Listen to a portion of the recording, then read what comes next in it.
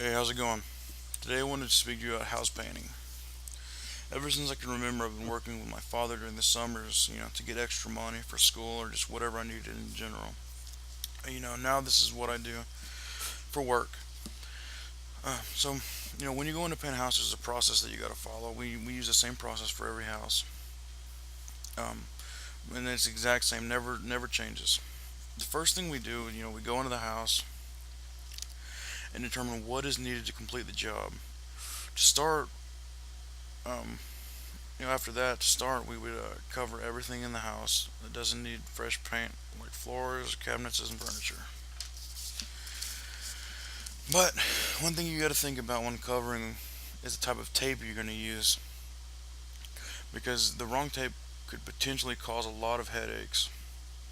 And this is because certain types of tape could mess up certain sensitive surfaces, which is one example of a sensitive surface would be stain or stained cabinets or cabinets that use the fake stain.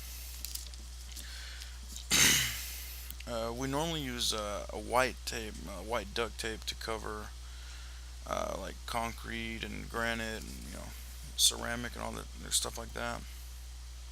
And yeah, and if let's say if you put the white tape on a stained floor and you left it for like a day or a cabinet and you took it off, it would probably more than likely take the stain with it, or take some wood, or it would look really awful, and you would just have a big problem. Normally used a blue painter's tape for those type of surfaces, for the more delicate surfaces, and then the white for the pretty much everything else. And after you choose the right tapes, you want to cover everything. And typically, in the covering process, we use mainly paper and plastic. Paper is used for cabinets, showers, floors, pretty much everything except for hardwood floors or concrete. Now, covering is pretty much the bulk of a painter's job, and if covering is done right, then the owners are happy that their furniture isn't ruined, and we're happy that we don't have to replace, their furniture. It gets expensive. Then after covering everything is done, you want to caulk and putty.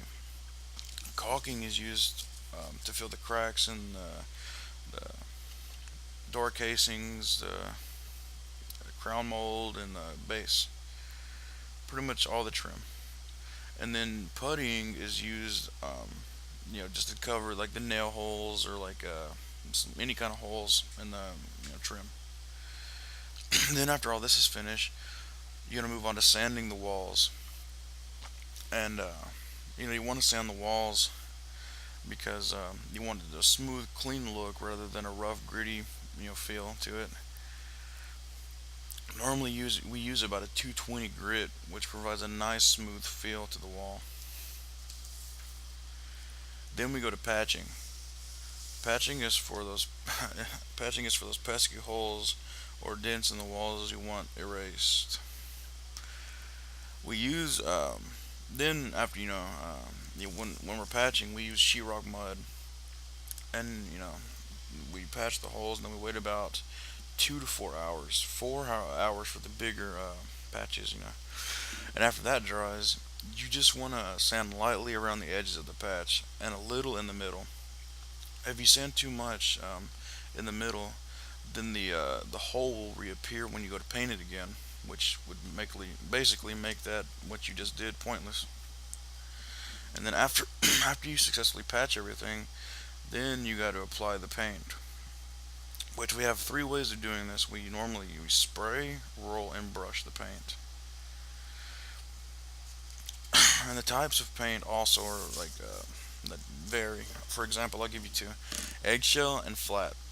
Uh, Eggshell is shinier and nicer, and it's also washable, but it shows a lot of imperfections in the walls. Like it will show if you have like a knock or a ding anywhere.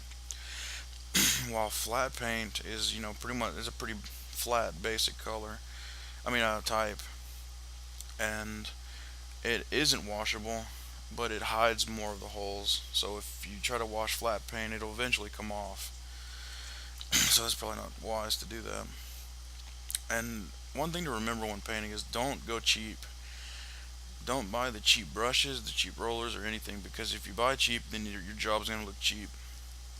which nobody wants. And there also vary the different kinds of rollers you want to use. You can use like a smoother look to the wall, more just easy, or you can add like a thicker, look to the wall, like the paint looks thicker on. So that's also something you want to consider when you're going to paint.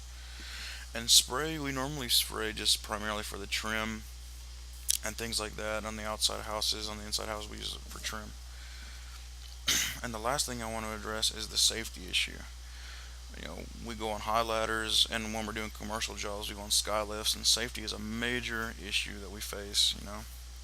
uh, we always got to be aware of our surroundings at all times. Even one time we were painting a house that had an elevator in it. We had a guy fall about 20 feet down and broke his arm because he wasn't watching where he was stepping. He fell straight through the elevator shaft. Luckily that guy didn't get hurt, but safety is definitely a big issue. Well, I mean, he ended up breaking his arm, but he's nothing's more serious than that. So luckily that worked out for everybody. Yeah, so safety is definitely a very big issue.